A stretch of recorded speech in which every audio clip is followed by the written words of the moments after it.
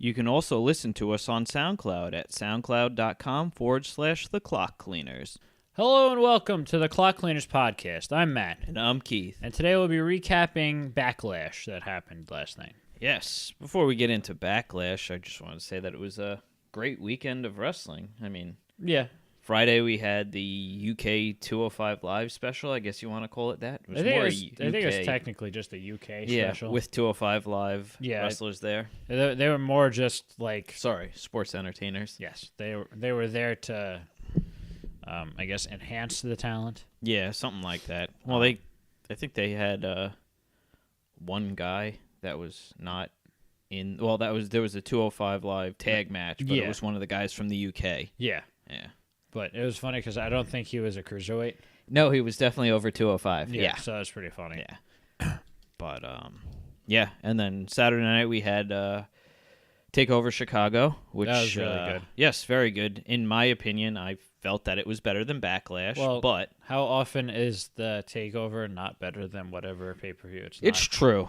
But, I mean, that Tyler Bate and Pete Dunne match that... It was really good. Nothing else was going to top that over the weekend.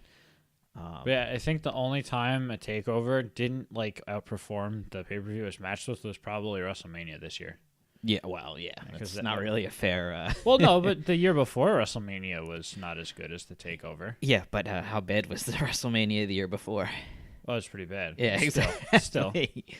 But yeah, no. I mean, even the women's match, you had a triple threat. Yeah. That was a decent match versus a 6-woman tag. Yeah, that was bad. Yeah, that was really bad. And then the ending of TakeOver with DIY splitting up. It was very heartbreaking. Yes. I mean, they hinted at it a while back. Yeah. And it, I guess, finally came to a head. I mean, they kind of had nothing left to do with them. Yeah. So it's kind of weird what their plans were, because everyone kind of just assumed that after they dropped the titles, they'd just be going to Maine. Yeah, move right up. That's kind of where they belong. Yeah. But what I heard was that they're going to move up as singles competitors very soon. That's what I was thinking. Like that when they split, they'd come up. Now, are they going to be 205 Live or? Well, technically speaking, they both can be. Yes. So. And I mean, I don't know. That's a whole nother topic. If they get added to the Cruiserweight division, it's certainly a huge positive for them. So it's something. So I don't think they'll be necessarily hindered by that fact. No. So. Yeah, exactly. Anyway. Back to our Backlash recap. Thought it was a decent pay-per-view overall. Yeah, it was pretty good. It was better than I expected. Yeah. Which wasn't really saying a whole lot. Wasn't expecting a whole lot of most of these matches. No, not really. Like I said to you earlier, I felt like it was just a really good SmackDown. That's how I perceived it to be. Yeah, with no commercials. Yes. Less commercials. Yes. Less non-WWE commercials. Right. So we start off the night with the pre-show, which you did not see. No. So we had Ty Dillinger versus Aiden English, and he came out and did his whole singing bit. Yeah, I figured that. He sang once, and then he was going to give them an encore, and Ty came out. Wait, he actually finished the song? Yes, he started it from the ramp and then made it all the way to the ring with it. That sounds terrible. Yeah. Ty got a huge pop as usual, but the crowd was just... They were really into it. So, I mean, granted, the other times we've seen Ty wrestle, it was, 30-second matches, if that? Yeah, not long ones, that's for sure. I don't know how long this went on for. It's probably like a 5-minute match. Yeah, I was going to say it probably wasn't very long. But because usually the pre-show matches are pretty short. Yeah, I mean, Aiden had flashes of offense. And more than we expected. Yeah, and Ty ended up winning with the tiebreaker, which I guess the version he used earlier... Mm-hmm. In NXT is obviously different now, but they still call it the tiebreaker. Oh, they just... spins them and I guess drops them. Okay, so instead of it being the move that AJ uses, it's a different move, but they call it the tiebreaker. Mm-hmm. They do this stuff all the time. Yeah. So they'll either change the name of moves or they'll change the moves and keep the same name. Yeah. Yes, like Mr. Mahal's finisher. Yeah, I heard I don't know for sure what it is. I don't know, which is funny because when I listened to his Jericho interview, he called it the Cobra Clutch Slam. So, well, no, they probably just told him. Yeah, they said it was the Koloss. I don't know what that means, but whatever. Anyway, so moving on to the main card. Yeah. We surprisingly opened the show with Dolph Ziggler versus Shinsuke. Is that sarcastic, surprisingly, or yes, were you? I was legitimately surprised. Oh, really? I kind of figured they were going to open with this. Well, the reason I'm surprised is because Shinsuke's all over the promotion for it. So you'd think that it would be either the main event or higher up. Because how often do you? Well, then again, Jericho was on the promotional him and Owens were for Payback, and they opened that show. Yeah. So maybe it's not as surprising as I perceived it to be. It was a decent match though. Yeah, it was pretty good. It started out slow, yeah. But I think that was when Ziggler kind of had the momentum in the match, and he was just technical wrestling. Yeah, he was doing wrestling. Holds and submissions and stuff like that. Actually, before we get too far into this, when Shinsuke was making his entrance, Ziggler was laying down on the announce table. That's pretty funny. Yeah, he was doing a pretty good job of being a heel. Well, yeah, that and just pretending to not be care. Impressed. Yeah, well, I mean that's the whole basis for this match, pretty much, is that he really didn't care. Yeah. So, but yeah, Ziggler was able to hit the zigzag. Yeah, he nailed him with a few different moves. Then he was setting him up for the super kick. Or no, he didn't hit it. No, I think he did hit at least in the back of the head. Yeah, that's what it was. And then he got the 2 count next. And then he got frustrated, and then he spit in Shinsuke's eye, and that's when Shinsuke decided, okay, I'm done. Speaking of spitting in eyes, on Saturday Night in TakeOver, Bobby Roode, when he gets hit and he usually spits on the air, it came down and hit him in the face. It was just funny. Which is funny because him and Hideo Itami actually had much better chemistry than him and Shinsuke did. Oh, yeah. Bobby Roode. That match was a lot better than I thought it was going to be. I'm not the biggest Hideo Itami fan. I don't really see the draw that everybody sees, but the two of them put on a good match. Yeah, absolutely. So. And then now we're going to get him and Mr. Dad with his basketball jersey covering up his belly. You're talking about Cassius Ohno? Yeah, there you go. Mr. Dad? Yeah. Okay. I don't know. He just looks like Billy Ray Cyrus. Kind of just looks like an old man. Sure. Yeah. Okay. Anyway, so Shinsuke got a little upset over the lack of respect from the spit, and then that's when he starts just hammering Ziggler with knees over and over again. Strong style. Yeah, he hit him with a knee while Ziggler was on the apron. And then he went for a knee off the top rope, which I don't think we've seen. It's possible, but... And then he finally hit him with an inverted exploder suplex and then hit him with a Kinshasa. Yes. And... that was it. It's true. That's all she wrote. Yeah. Not a surprising finish of the match. So... it was not a bad match, but it wasn't as good as you kind of figured it was going to be. Yeah, I mean...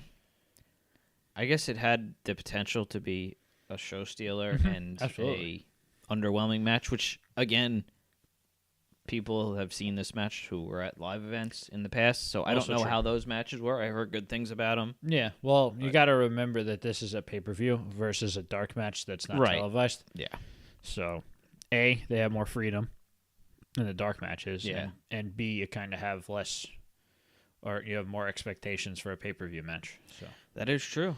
Up next, we had, for some reason, a replay of the last week's Fashion Files. Yeah, well, I think the reason why they did it was just in case people missed SmackDown. Well, that, and it really led into Tyler Breeze's... well, yeah, that's what I meant, because you wouldn't have understood why he did it, but when the Fashion Police came down, Fandango was wearing his normal attire, and Tyler Breeze was wearing the janitor costume that he was wearing last week during the Fashion Files. Oh, this was fantastic. Yeah, it was really funny. Yeah.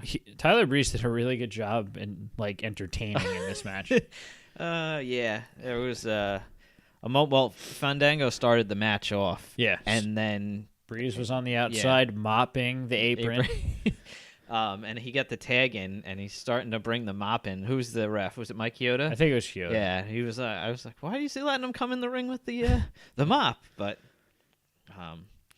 yeah. So I think he was just kind of She was just mopping the ring for a little bit. Yeah. And then I think, what was it, Jey Uso ran Adam into the corner, or Jimmy, whoever it was, and he moved out of the way. And then as he backed up, he tripped him with the mop. Mm-hmm.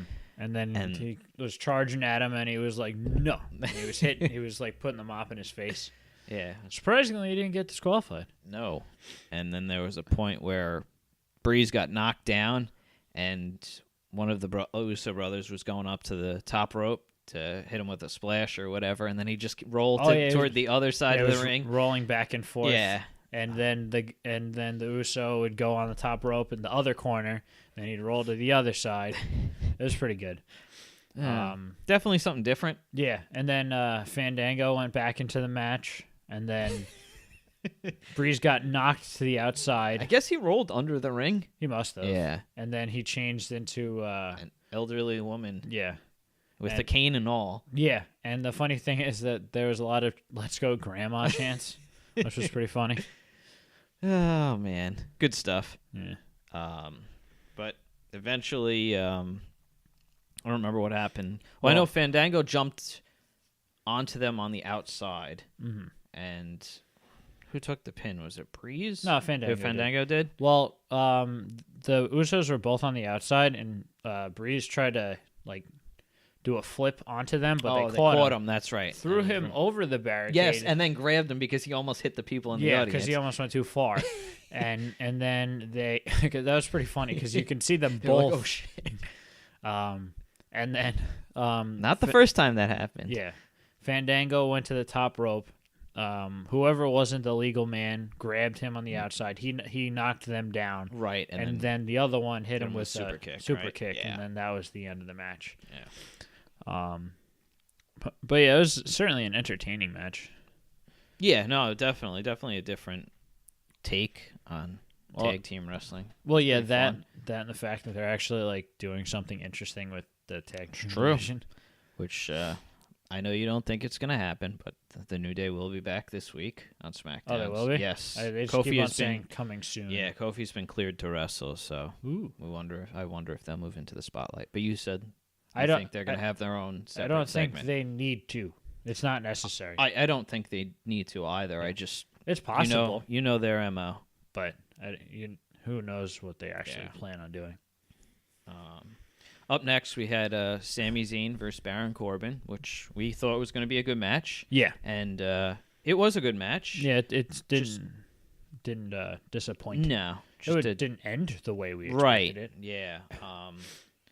I don't remember how Sammy got hurt in the beginning of the match. Yeah, I think he just took a spill on the outside. I guess what was his leg or? No, it was his back. Oh, it was his back. Yes, that's right. Yes, because Corbin kept working on it. Yeah. I was thinking of AJ. Yeah. Yeah, well, because that was established on SmackDown last week. But yeah, Zayn took a lot of punishment from Corbin. Yeah, I think he hit him with a deep six at the end. Yes. And Zayn kicked out, and then that's when he started gaining his momentum. Which was very surprising. Yeah, and then he hit him with a haluva kick in the corner, and got the 3 count. Pretty much whenever he goes for the haluva kick, that's when you know he's going to lose. Yep. Because they'll dodge it, and then he gets pinned. Oh, yeah, that's right, because I remember Corbin gave him that nasty choke slam onto his knee. Yeah, so at first I thought he was legitimately using a choke slam, but I guess that's what he tries to do when he does that move. Because I've never seen him successfully hit it before. Oh. So, because I've seen him attempt a choke slam, but I always thought it was just going to be a regular choke slam. Right. So, it was different. It's a cool move. So. Yeah. Definitely suited for him. Mm-hmm. So. Yeah. Yeah, so that was that. Yeah. A little unexpected, but we both mentioned that it's possible that Corbin's going to walk away with Money in the Bank, so. Yeah. Well, it depends on who's the champion. You know what I mean? Because if Jinder keeps the belt, there's a chance they'll give it to a face. You know what I mean? Yeah. We'll get into that in a little bit. Yeah. So, and who knows how TV's going to play out? Yeah. For all we know, it's Tuesday night. Randy could get his. No. Randy could get his. No, I meant the Jericho Owens thing. Oh, exactly. Yeah. Where the title switches back. Right. But apparently, what I have read, that is not the case. Yeah. But whatever. Anyway, we can speaking talk more about that in a little bit. Yes. Speaking of Jinder Mahal, there was a backstage interview with him where the Mm-hmm. Bollywood Boys took a carpet and rolled it out next to his, what was it, Hummer limo Yeah, or whatever well, it is. what they did was they opened with, I guess, a shorter stretch SUV, preceded by a larger stretch SUV. Oh, yeah, it was the SUV, yeah. And then they grabbed this huge carpet from the back of the car. They roll it out, and it's like a tiny square, so it's not like he could go anywhere. And he just walked out of the car and stood on it, and then that's when he was being asked about his match later on, I believe. And then he went on with this same old nonsense. Yes. This is when I walked back in the room. Yeah, it was almost like word for word exactly what he's been saying every week on SmackDown about how people fear him because of the way he looks. They don't respect I'm him. different. Yeah. So it's the same old nonsense. Yeah. So up next, we had the 6-woman tag match. James Ellsworth decided he was going to be the ring announcer for the welcoming committee. yeah, it was pretty funny. He was running down the crowd when he first came out. It's always fun to watch him say bad things about people. Yeah, he's a character, that's for sure. Yeah. I wonder if they were just thinking, oh shit, we really signed this guy. What do we do with him? Probably. Yeah. Because I think they were expecting to be able to do more with him in terms of like the like in the title picture. Yeah. There's probably bad reception in terms of like response. It's possible. And they're like, oh, we got to get him out of there. Abort. Yeah. It's like this worked for a little bit, but Yeah. not for much longer. No. So I don't know how I felt about this match. I kind of knew it wasn't going to be a great match. Yeah. Well, because it was one-sided. Right. And the funny part about that is the fact that the side that was stronger is the side that lost. Yeah, so that's where my biggest issue is. With the show or with the way the storyline is going? No, with the way the storyline is, because it's going to keep going. Oh, yeah, because nothing was resolved. Right, Status exactly. quo. Yes. It's the worst thing that could happen at a pay-per-view. Becky Lynch tapped out to the sharpshooter from Natalya. Which is strange because, Becky's supposed to... everything that led up to this made it seem like Becky was being booked as the strongest wrestler on SmackDown. Right, yeah, because she hit the exploder suplex, and then what does she do in the corner? Oh, the straight fire. I think that's what it's called. Yeah, that's exactly it. But it's just even like because both sides were trying to get her like to help them. Right. So I got you. Previously is what you meant. Okay. I wasn't talking about in the match. I was itself? just talking about like leading up because of the way that they were talking about her as if like she's like the real wild card. Right. Well, yeah. She is, but at the same time, like then they have her lose for really no reason. No. And I mean, to be fair, Becky's been out of the picture for so long. Yeah, but that's mostly because she doesn't really need the title. No, but she still was your dominant face on SmackDown. Exactly. But anyway, like I said, she lost clean. Yeah, which is odd. There was no reason for them to lose this match if there wasn't going to be a heel turn. Right. Which is why I'm disappointed, because it's going to be the same old crap. We're going to keep getting the storyline until something happens. Hopefully something comes of it. I'm guessing there's going to be some kind of infighting this week. Yeah. Which would hopefully end with both sides maybe turning on each other for no reason. Yeah. But at least it'll keep like Becky and the three of Becky, Naomi, and Charlotte feuding against each other, and then have like infighting separately with other women. Right. This way, like let's say for argument's sake, Lana comes, and then the welcoming committee are against her. Which we never talked about Rusev not showing up on SmackDown last week. I thought we did. No, I don't think we did. Or maybe we talked off camera or about either it. That or we very briefly mentioned it at the end. Anyway. But yeah, if they do something like that, that would make more sense. This way you have the two. One is a obvious A, right, and then there's a B storyline. Yeah, and because if you can start now setting up the SummerSlam triple threat between this is the three the thing. When was the last time SmackDown had a pay-per-view? WrestleMania. Well, technically, yes. Yeah, they had a lot of time to build, and I feel like this pay-per-view should have been at least the culmination to something else happening, rather than we're still building up, and true. we'll get to that in the next match. Well, you got to remember that the Superstar Shakeup happened. That was 2 weeks after WrestleMania. That was over a month ago. Well, yeah, I know, but there was brand new stuff, so I guess so. So I didn't think anything was going to be ending at this pay-per-view. Same thing with Payback. Everything would just be starting. Yeah. So if this leads to something, it'd be one thing. Right. So, but yeah. Anyway, enough of this speculation because we have no idea where they're actually going to go with it. It's true. They don't know their idea or what they're going to do. Probably. Which apparently Jinder found out the day of. That happens a lot, from what I hear. That he was going to win the belt. Like, I guess, I know Jericho at one point said that when he won the Undisputed title, that he didn't know until he got there. Yeah, it was something like that. I think this was probably the best match of the night. The AJ Styles versus Kevin Owens match. Mm-hmm. Well, you kind of had to assume that was going to be because they're the two best wrestlers in the company. It's true. Or I should say, two best main roster wrestlers in the company. Yeah, we'll go with that. Well, I'm just from the three matches I've seen of him. I'm a very big fan of Tyler Bate. Mm-hmm. I think that in terms of technical performance, I don't think there's anybody who can. Their whole division is fantastic. Yeah, but because I watched most of that first match from Friday, and that was like kind of WWE-ish. Whereas just the style, you mean? Yeah. Whereas some of all of Tyler Bates' matches, a lot of what Jack Gallagher does, and the what was it? Well, that's their technical style of wrestling. It's the Brit. Yeah, I think either JR or Nigel had mentioned it on Takeover Saturday night. I think it was Nigel. Yeah, probably.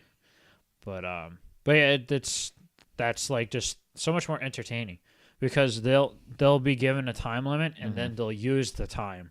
Whereas with like the normal WWE main roster stuff, it'll be okay. They're both going to be knocked out on the outside for 8 seconds. Right. Yeah. Which actually ends up being like 2 minutes. My biggest thing with the Takeover versus the WWE pay-per-view or whatever you want to say. I just feel like it's so much more overproduced, and I feel like you can just tell the difference between even just a regular NXT. It just feels so much looser and intimate just getting into it. Well, they're in a smaller arena in NXT. I mean, that definitely has something to do with it. And there's a more lively crowd because they're emotionally invested because they're in the same place every single... But even with the takeovers, I feel like it just... I think that because people see that on TV, so they just expect it. So it's kind of like they're trained by watching it. I guess. It's like, okay, there's an expectation of like a lot of crowd support and stuff. Yeah. Well, it was funny because I wasn't even really particularly looking forward to TakeOver just for the fact that I've been watching NXT the last month whenever I get a chance to. It hasn't been like I watched it because I used to watch it every Wednesday night when it premiered. But now, since we do this, I just get to it when I get to it. And so it hasn't been the thing on my mind. And then I saw the takeover, and I was like, oh, wow, they really put on a good show. Well, the funny part is the build-up for this takeover wasn't very good. But that's what we said about, I think, the one in San Antonio, which was the Rumble, right? Yeah. Yeah. And they're always good. Yeah. No, I know. Like, there's no... But it seems like it's been a running trend that it hasn't been built up. Yeah, which is fine, because if they're putting on good shows like that all the time. Yeah. But, you know what I mean? Anyway, back to the AJ and Owens match. So, AJ was selling the knee. Yeah, for most of the match. Owens hit him with the title on Tuesday. Yeah, I want to say Thursday, but yeah, it's not we're Thursday. Past that. Yeah, you remember how bad it used to be SmackDown? Well, on it's because Thursdays? it was just a Raw recap show. Well, that and it was taped, and then nothing ever happened. Yeah, exactly. Yeah. So it used because like during the initial brand split when it was still being taped, but things were still happening because it was completely different. It was like a whole different animal, and then they recombined the brands for whatever reason. Yeah, and it was bad. Yeah.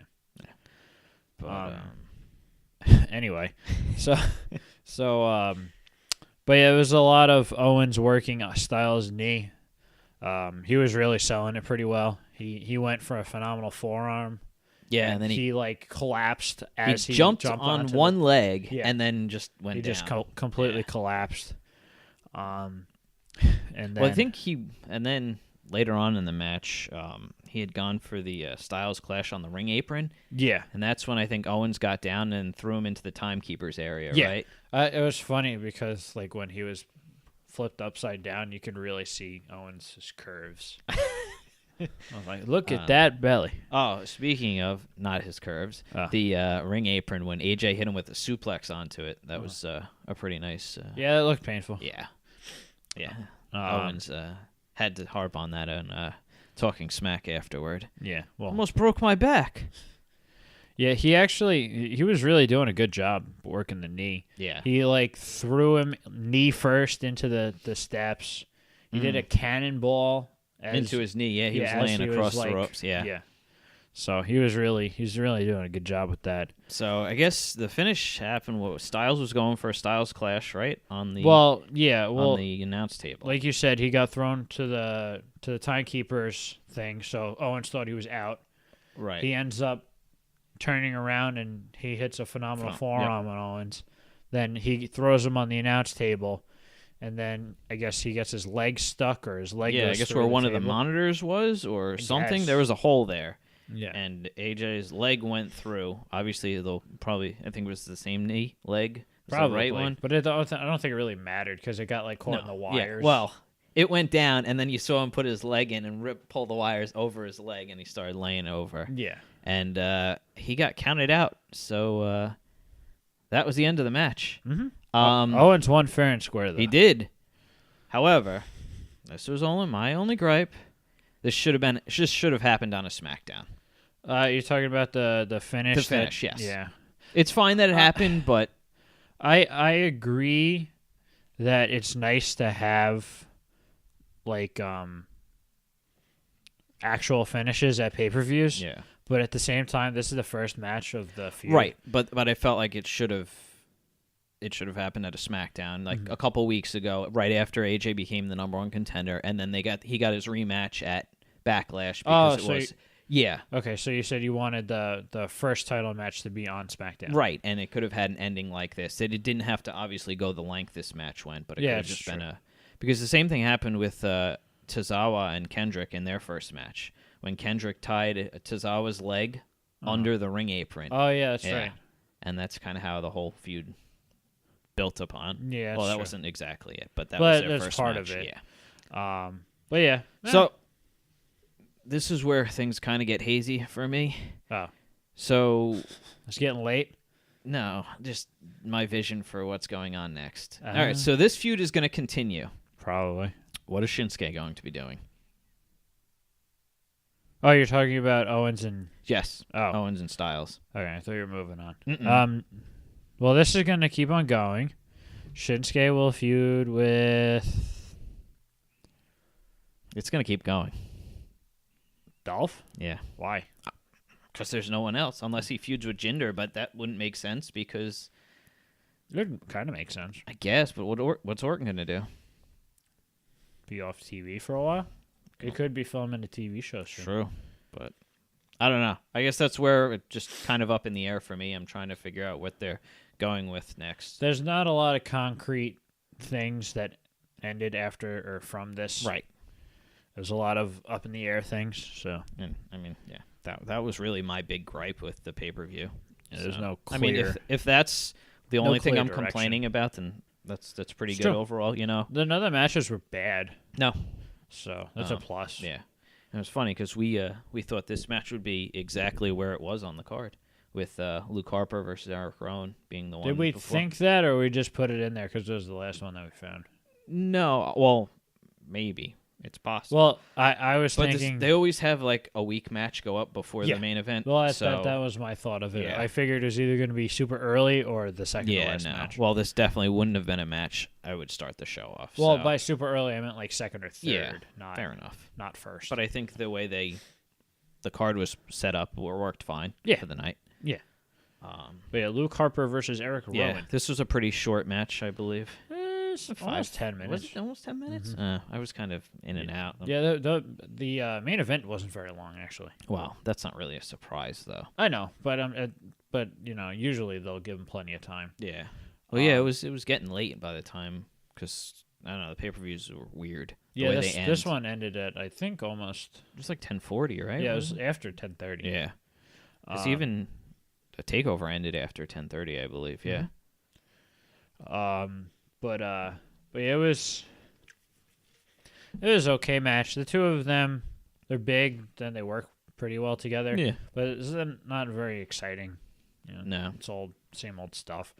But yeah, Rowan hit Harper with a powerbomb, and it seemingly knocked him out. Yeah. Or at least that's what they made it seem like. And then all of a sudden, Harper just gets up and... Like nothing happened. Yeah. Yeah, he goes from being knocked out to overtaking Rowan, and then Rowan goes because the mask that he was wearing down in the ring was sitting on the steel steps. Kept going he's reaching for it to, I guess, for help maybe. Yeah. And that's his safe mask. Yeah. He did it twice, and then it seemed like he was getting all pumped up. He got hit with one clothesline or the discus lariat or whatever, and then he gets pinned. Yeah, it was weird, but who knows if they're... Which I'm guessing this feud is not over either. Yeah, they each won one. It's true, and I think they just don't know what to do with them. Yeah, so whatever. Yep. So moving on to our WWE title match between the champion Randy Orton and the challenger Jinder Mahal. Yeah. Jinder was getting booed a lot. Well, there was a "Let's Go Jinder" and then during the match, yes, but when he was being announced, there was a lot of boos. But during the match, there was a lot of cheers for him. Yeah, I was a little surprised. It was weird. But anyway, Orton attacked Jinder before the bell rung, which kind of was weird because that's not something he normally does. No, but I guess he was just frustrated. It was just a... But I must say, Randy looked like he was invested into the match more than he has previously. Yeah, it's weird because he'll either put on a good match or he'll put on a stinker. I mean, I guess the fact that he was putting someone over, maybe it kind of rejuvenated him a little bit. He probably also has a lot more faith in Jinder than he did in Bray. You know it's possible. Because the idea of someone who's never gotten a real push... versus someone who's kind of been given a push, but just never didn't push back, almost like kind of just sizzled, fizzled. That's yeah. So, because Bray's been getting big match after big match, and he usually loses. Granted, he obviously isn't the one who decides to lose. No, but there's probably something he does that isn't as appealing as they seem to. I guess want. I don't know. It's such a weird situation with him.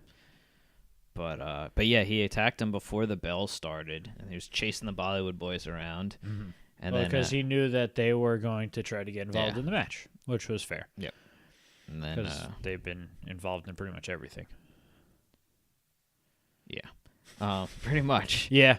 But yeah, at some point towards the beginning of the match, well, it was funny because I think Jinder said, I don't remember what interview it was, but they said that if the Bollywood boys they interfere, I can blame them either way. How it goes, I can blame them for the win or blame them for the loss. It's true. But yeah, towards the beginning of the match, Randy Orton takes a spill outside, and I guess he hurts his shoulder. Yeah. And then Jinder pretty much works the shoulder the entire time, which is kind of funny because it's not very often that you have 3 matches on the same card with all working.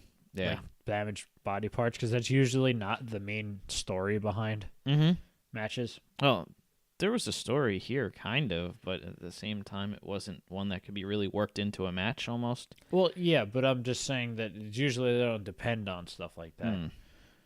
Because, like, it's not very often that you have heels or multiple heels who take advantage of... Right. But I guess that has to be something that carries the match along. Yeah. But with AJ and Owens, you really didn't need that. But that's just how Owens works. Yeah. Because he'll always take advantage of something. Because that's the kind of heel he is. But I think Jinder needed this to, Well, it's because Make it look Jinder was believable, I guess. the underdog who needs help from the outside and Right. to take whatever advantage he can get. And they kept on citing how Orton's had shoulder problems in the past, because it's true, he has. But yeah, it was a pretty... It was a decent match. Yeah, it wasn't bad. For what it was, I mean... We're expecting a stinker, so...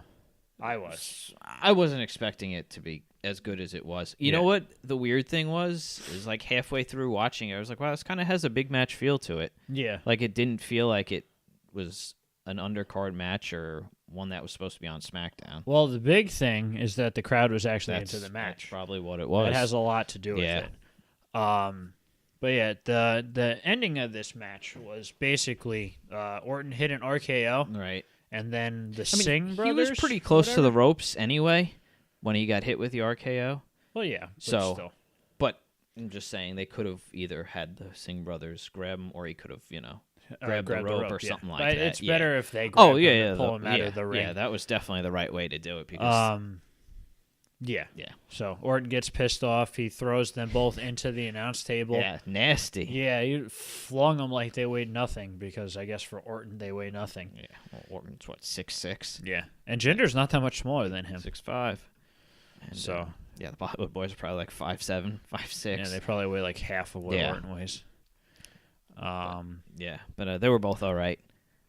They both tweeted it that they were okay. Well, kind of figured that they were half. Well, no, they were up at the end of the match. Yeah, they were. Yeah, but so that's just adrenaline rushing and everything. Yeah.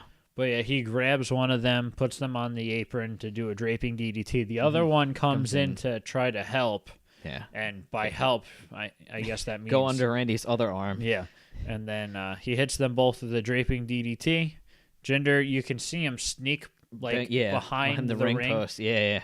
And then he comes up behind Orton and hits him with, I'm going to go with Koloss again. Sure. That's what they called it on SmackDown last week. Whatever. And they called it on, I don't know for sure. Yeah.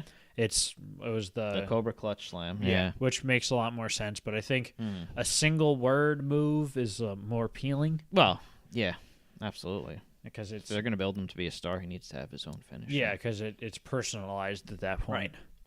And so we have a new champion. Yeah, the show ends with Jinder holding up the title. Yeah.